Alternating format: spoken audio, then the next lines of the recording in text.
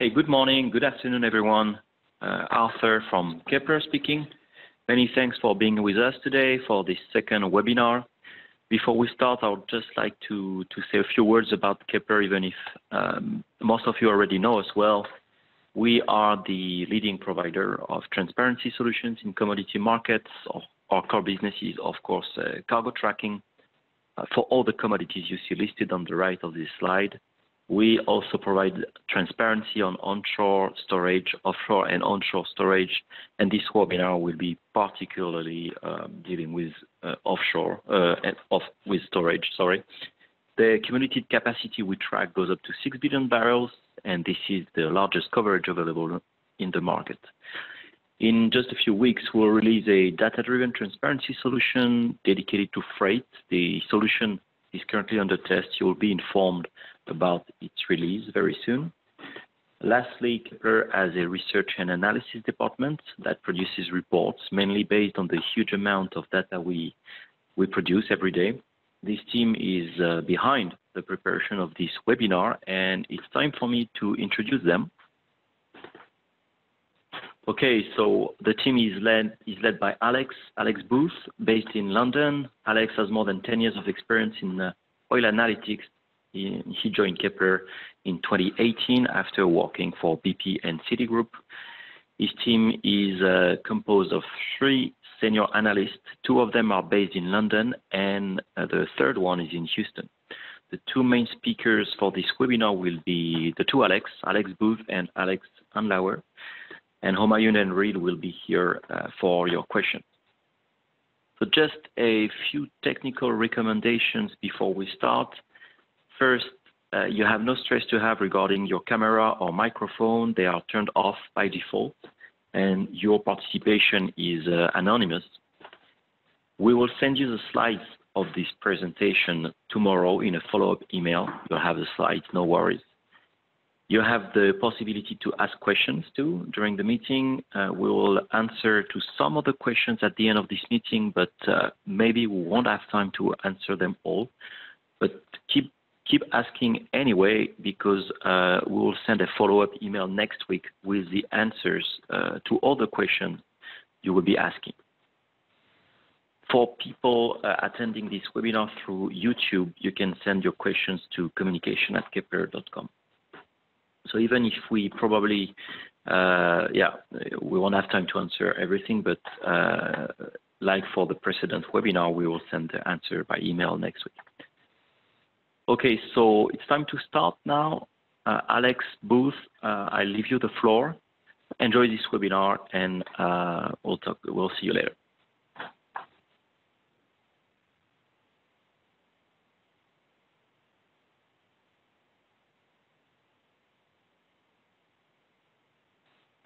Yeah, thanks for joining us. And just to reiterate what Arthur was saying earlier, we understand that there is a lot going on in the oil markets at the moment. It's a pretty eventful day, and just to say that we're also kind of keeping an eye on any of the news alerts. So if something comes up that is relevant, we'll be bringing those to your attention, and we'll try and address anything that pops up immediately as it comes through.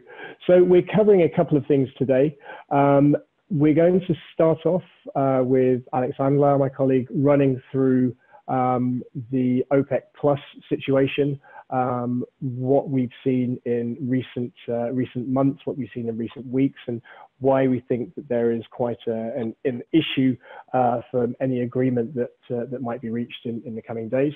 And then I'm going to finish with the second section, looking at what we're seeing globally in terms of product demand, in terms of inventories, in terms of oil inventories, oil imports, and so on. So without further ado, I'll hand you over to Alex Anlauer to run through the OPEC Plus and the mountain to climb. Thanks, Alex. Good morning or good afternoon, everyone. So yeah, let's start with Saudi Arabia. As Aramco reached the beginning of April its target to supply the market with 12.3 million barrels per day. It represents, in terms of exports, 10 million barrels per day, but actually they even need more than what they said in the first few days, as the company exported 10.8 million barrels per day, which is up 3.8 million compared to March. So the export increase is especially impressive, as it has been driven by production increase and not by a decrease of domestic oil inventories. As you can see that the inventories in Saudi Arabia increased by 12 million barrels to almost 80 million barrels. Basically, nobody expected production to rise that much and so quickly. So it's a record. It's impressive. It's a big achievement for Aramco, but also for Saudi Arabia. So Aramco is extremely reliable, probably the top company in the world in the oil industry. It's a strong message from Saudi Arabia, as Aramco is the main asset representing Saudi Arabia, and Aramco is extremely important for Riyadh. So that means the key message we have here is not especially to push more pressure to Trump, but to gain, in our view, more leverage economically, but also geopolitically. The key question right now, as there is currently that OPEC plus meeting, is what will be the production basis used for the production cut. If Saudi Arabia decreased the production to 8 million barrels per day, which is what has been mentioned 2 hours ago, it only represents a decrease of 1 to 1.5 million barrels per day compared to Q1 of this year in average. So while Saudi Arabia was compliant of the last OPEC plus production cut, that hasn't been the case for some other OPEC plus countries. So if we move to the next slide, as a reminder, the deal we had for the last few years hasn't been respected. So OPEC plus countries didn't decrease production, they even increased production. And that's what you can see in gray in our chart at the top, which showed an increase of production of the OPEC plus countries. So we use, of course, exports as a proxy, because that's what the market is looking. And one of the key drivers of those oil export increase has been United Arab Emirates. So the only reason why the OPEC plus reached their target on cutting production is because of Iran. That's what you can see on the chart in green. It's also thanks to Venezuela, which came a bit later in blue, and then more recently by Libya. So it's very important to highlight that basically no one countries decreased their exports for the last 2 years. It has the OPEC production cut decrease has only been possible thanks to Iran, Libya, and Venezuela, which were exempt, by the way, by this deal. So right now, we see that real cuts are needed. And also because Iran, Libya, and Venezuela production is almost at zero, there is no more potential for them. But not only OPEC plus must decrease production, but other countries also have to decrease production because they benefited from OPEC plus, or at least from Iran, Libya, Venezuela production decrease over the last few years. And that's what we can see on the next slide. So other major producers need to join the deal. It has been an exceptional year, 2019, in terms of offshore ramp-up production, up 1.1 million barrels per day. So it has been driven by Brazil, more recently by Norway, and since 2020 by Guyana. So Norway already mentioned that they will participate to the production cut. Brazil, through Petrobras, announced last week that they will decrease capex, meaning that production should decrease by 0.2 million barrels per day, but it's not the case of ExxonMobil in Guyana. The three regions are important for some equity, some companies like S for Guyana, which invested a lot in the offshore Guyana, so it's very important for the share price. Same for Johan Sverdrup, for the two key players, Equinor and Lundin, and same for Buzios for Petrobras and Shell in Brazil. So of course, in addition to the three countries which increased their production in 2019, other countries also benefited from OPEC plus production decrease, and especially, as you can see here, the US. So US have been the main beneficiary. They increased their market share from 1% to 7.4%. So if we speak about seaborne oil export around the world, so that's a massive increase, while the OPEC plus market share decreased from 77 to 70% of the last 5 years. If we exclude the exempt countries, the market share was basically stable. But that doesn't change the fact that the US market share increased by 7%. And that's, in our view, the reason why Saudi Arabia and Russia no longer want to cut production, as they want to stop these market share increase. And that's probably why they want everyone to be part of the deal. But even if all the countries around the world, so the oil producer, joined a global deal, the demand destruction remained the key problem, as it looks massive. And I think Alex Booth will now give you some colors on the demand side. Brilliant. Thanks, Alex. Yeah, so we'll touch on a few things that we highlighted in our previous webinar a couple of weeks ago, but we're also looking to branch out into kind of some other indicators that we're looking at as to what's happening at the moment. So first off, we'll start close to home here in Europe with OECD Europe middle distillates imports.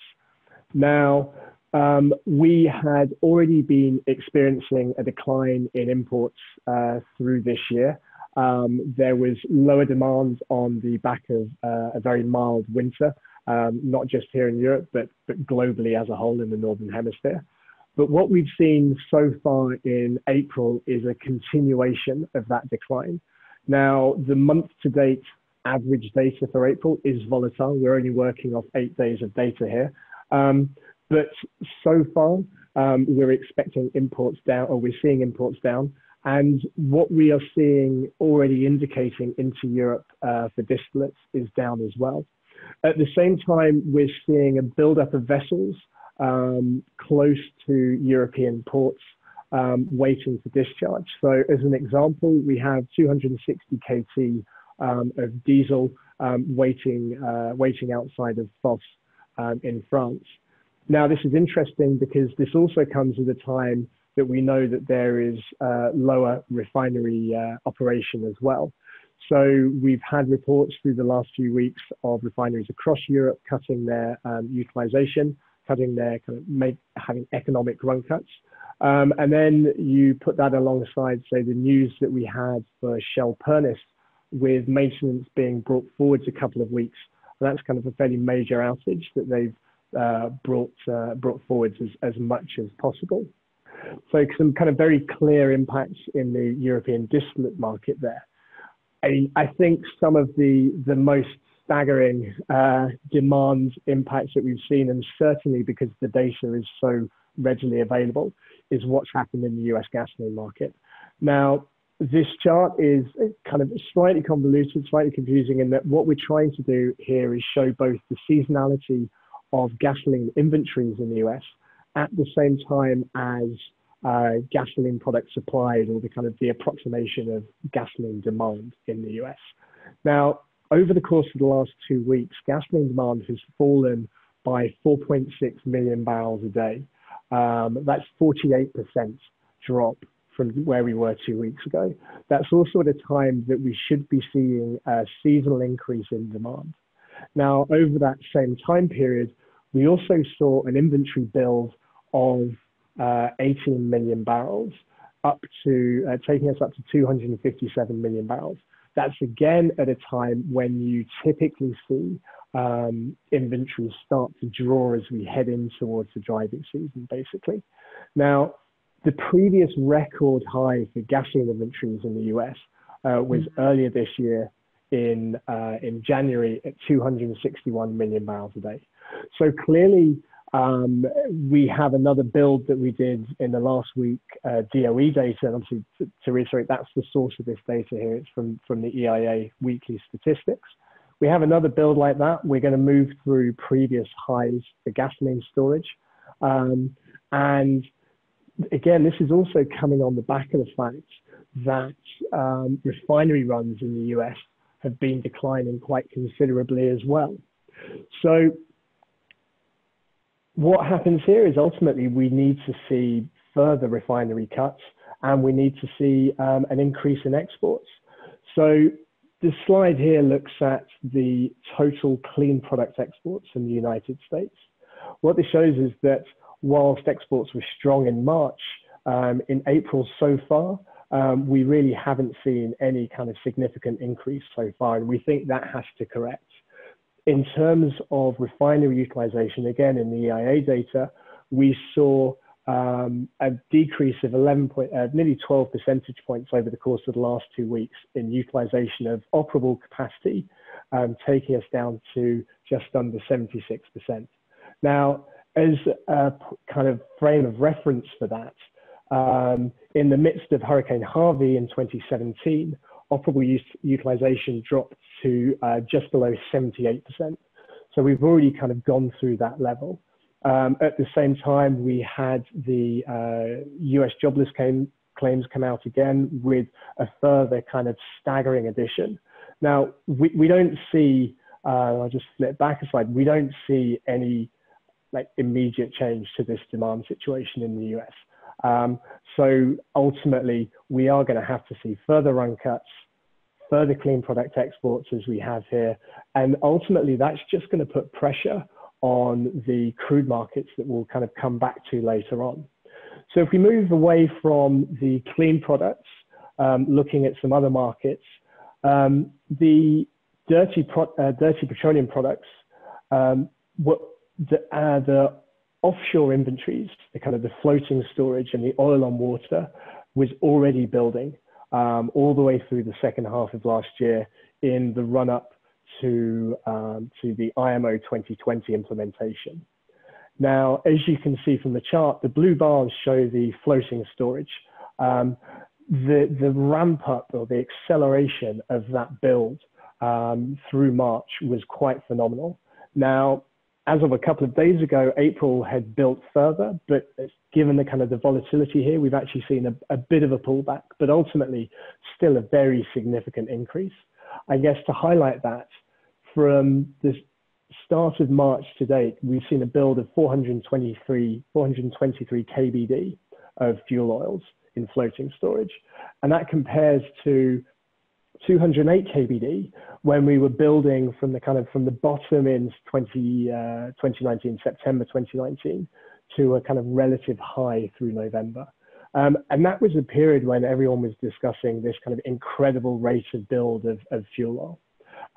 It's also worth highlighting as well that the vast majority of this, we don't have it on the chart, but we have the location of this floating storage. This is all predominantly out kind of offshore Singapore as well, out in Asia. So as Artur mentioned earlier, we're looking at some kind of new data sets and new tools that we can use using the existing data, but how we can apply that to the freight markets, basically. And what this slide and what this chart shows here is the reduced activity in the energy tankers. So this is liquid tankers and both LNG and LPG gas carriers. Now, LPG and LNG have been kind of growing in activity, increased activity through the course of 2019. And year on year, they're still up. So ton miles per day, that's basically a measure of activity controlling for the number of days in a month. Ton miles per day are still up year on year. But as you can see, there's been a significant decline for the data from March versus February. Similar picture in liquid tankers. So there was a lot of activity in February, and that has kind of subsequently scaled back. Now, we're not showing it here, but we're also looking at average vessel speeds. What was interesting there is that crude carriers, so the VLCC speeds, fell by 8% month on month in March compared to February, whereas the flip side for product tankers, so kind of LRs and MRs, the smaller product vessels, actually increased speeds by between 11 and 14%. So what that is kind of indicating to me is that the crude market was already seeing the impacts of the slowdown in demand in March, but the product side of things was really really waiting to feel that impact. So if we move on to another area, we brought up India in our last webinar as one to watch, and kind of wanted to include it here because it's quite an interesting one in that looking at the crude oil imports compared to seasonal patterns, we're actually not seeing that dissimilar picture from the last couple of years. So yes, crude oil imports over the course of the last couple of weeks have decreased significantly in India, but that's only really in line with what happened in 2019 and 2018. We've also seen a modest build in refinery crude inventory. So we're tracking onshore inventories for crude oil as well. A lot held in the refinery level, unsurprisingly, given the scale of the refining sector in India and the very commercial nature of those players. So we're tracking that. We've seen a small build recently, but not significant yet, basically. I think it's quite interesting, the news that came out, I can't remember if it was yesterday or first thing this morning, talking about how the Indian government is actually going to take the crude that the refiners had already committed to buying and bring that into SPR. We mentioned that, we mentioned the Indian SPR last time as likely a significant sink for this excess crude, and that just makes sense. What's interesting is these imports kind of haven't really changed significantly, despite the fact that the country as a whole has been undergoing a kind of massive lockdown. And despite the fact that in other markets, so in LNG, we have seen real problems in imports. One area that we are seeing a change is in clean product exports. So there is a very clear impact on the product demand in India. So in January and February, we saw just over 1.1 million barrels a day of clean product exports. In March, we averaged 1.39 million barrels a day, and that was quite backweighted. So that was the last week, 2 weeks of March, where that was increasing. And April to date, so over the course of the last 8 days or so, exports are averaging 1.45 million barrels a day. So that is somewhere where we're seeing data from India that's pointing to the kind of this real weakness in demand. So what does this all mean basically for inventories? What does this all mean for the crude markets? And so we'll finish off with a couple of slides just looking at the global crude picture. So again, this is something that we looked at in our webinar before. This is something that we keep a close eye on. We send regular updates out about this. Now, what you see here is the blue bars on the chart for floating storage. Now, these have increased quite steadily through March and also into April. And then you're also seeing the oil inventory, so the onshore inventories, which is the red line, which again built very impressively through March and again into April. So we're just at over 3.4 billion barrels of onshore storage now. Oil on water is just under 1.2 billion barrels, and floating storage for crude is just over 123 million barrels as well. I think it's worth pointing out that the data for April is kind of as of yesterday morning. The build that we've seen from April to date is about 3.3 million barrels a day. That's a decent uptick on that significant build that we had through March of about 2.7 million barrels a day, basically. So the next key thing is, where is this? And again, we touched on this last week, but we've kind of changed in the last session, but we've changed this up slightly as well. So we've gone through and we've said by installation, aggregated up by country, where do we see capacity that has been utilized in the last few years for crude? Now, on this basis, we now have just under 700 million barrels available. That's about 83.2% of capacity is being used. Now, I think the key thing here is that that spare capacity isn't distributed evenly globally. The darker the green, the more capacity there is. And so I think it's fairly clear from what you can see here that the US is stand out with about 168 million barrels of capacity. And China also has about 115 million barrels a day of capacity. That's where we have seen it stored in the past. Now, given the nature, say, of the Chinese SPR, we think there's probably a bit more than that, because those SPR facilities will be more likely to be kind of filled up than, say, older commercial facilities. So what does this mean, and kind of what everyone is looking at the moment? What does this mean in terms of timing? Now, this is where the scale of the cut and the speed of the cut, probably more importantly, it's the speed of the cut, has a real impact. So if we're assuming there's about 20 million barrels a day of net length at the moment, the kind of the market consensus is between 15 to 20 million barrels a day. If we're assuming 20 million barrels a day, we have about 34 days left of capacity that we know has been used within the last 3 years to store crude. And then you're really starting to push things out, basically. That's why whatever happens today, whatever happens over the kind of the next 3 to 4 days, basically is key.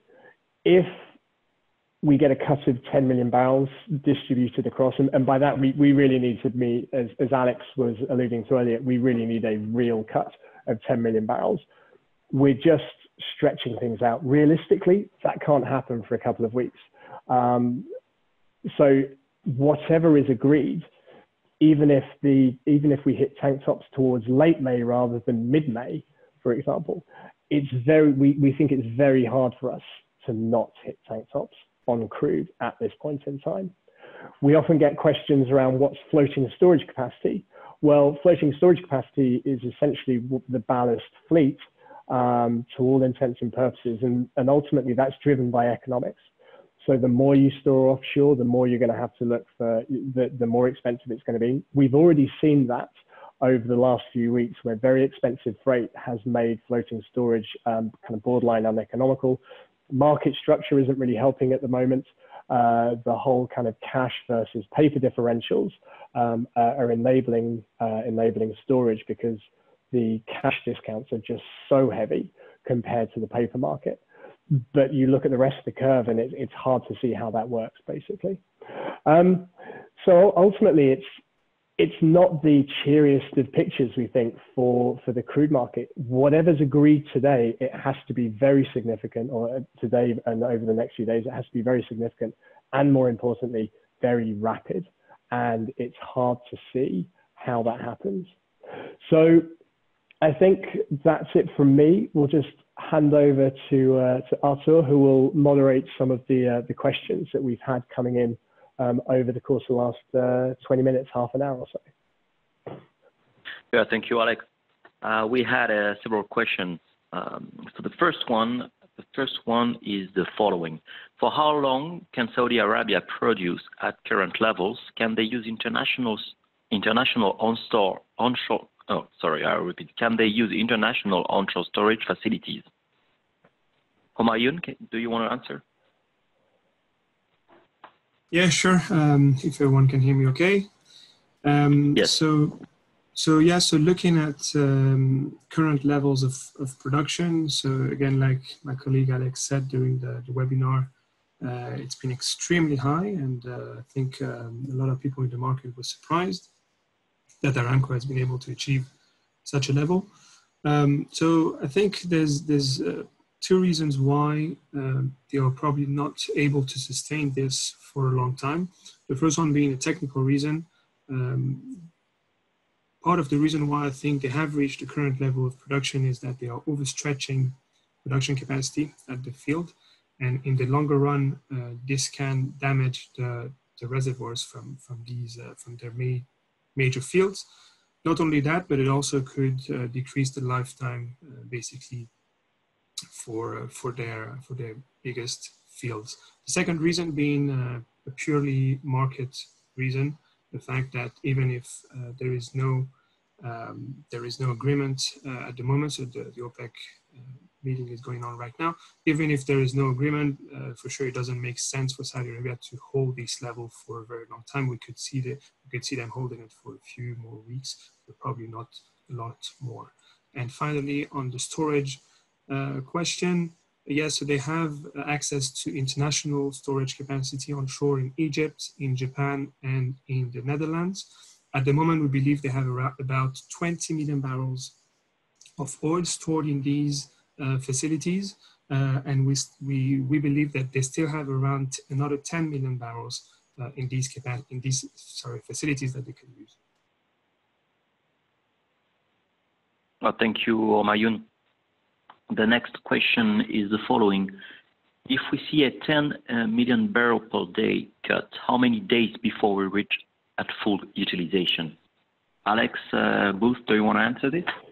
Yeah, I think just to kind of reiterate what I was saying earlier, really, ultimately, if we think there's a 20 million barrel a day length in the market at the moment, it's 30, 34 days before we fill. If we cut by 10, then in theory, you're stretching it out to kind of 60, 70 days.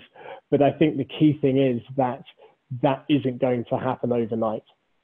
So the longer the delay comes in actually implementing whatever cut is agreed, the more time, the less storage you have available. So it really is the case of that speed which needs to happen rather than the scale of the cuts.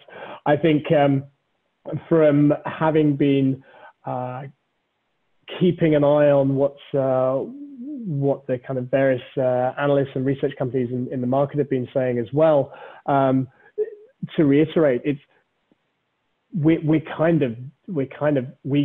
are going to fill up in Q2. That there is no way to stop that.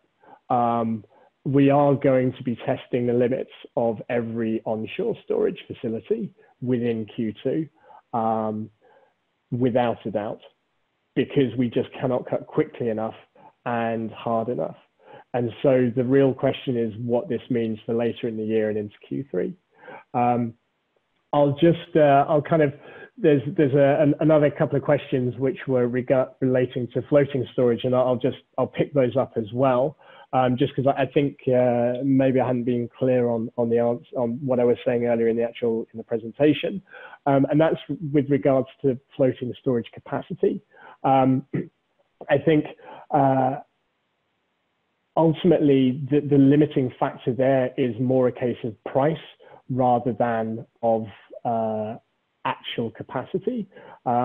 You can do calculations around fleet utilization versus demand cuts, et cetera, but I think we are going to have to see crude stored offshore. We are going to have to see crude stored floating. Do we hit limits as to how much can be stored offshore? I don't think that's something we need to worry about too much yet, basically. I think it's interesting also with regards to floating storage, just how much is held just how much Iranian and Venezuelan crude is held at the moment. So I think we're about 2/3 of current floating storage. So 2/3, what did I say, 123 million barrels is from Iran and Venezuela. Now, the implications for that down the line are that, well, if we are still in a strong sanctions environment, that oil is still locked up anyway as well.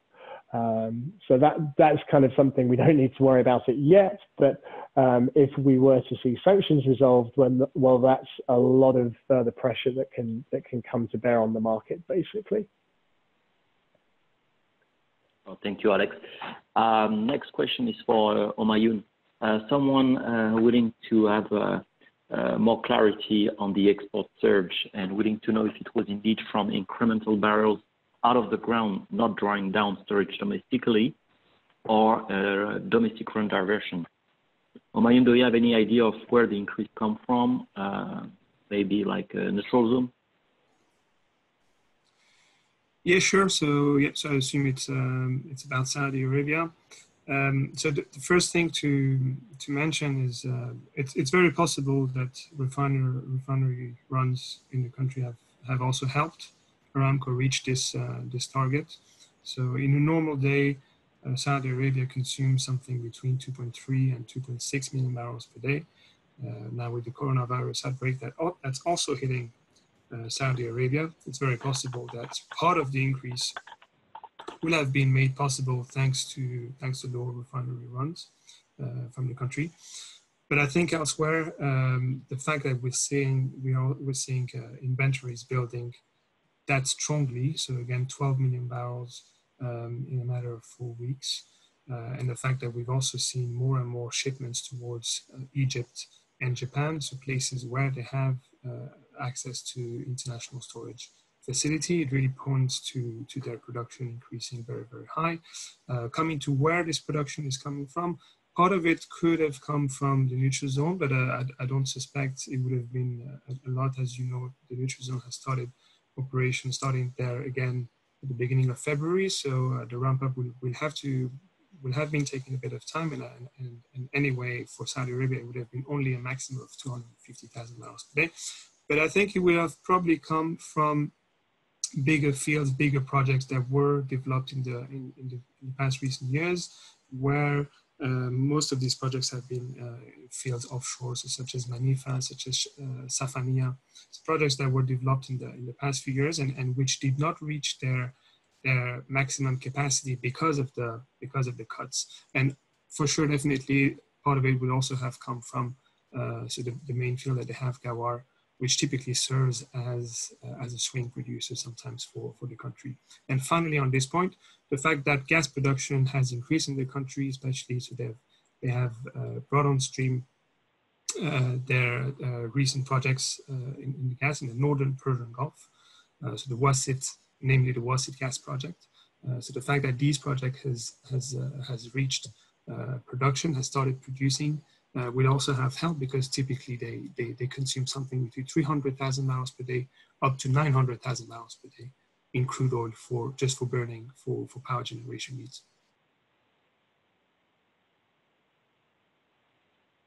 Well, thank you very much, Humayun. We'll stop this webinar here. We've answered most of the questions. For questions requiring more details, we'll get back to you and answer in a follow-up email next week.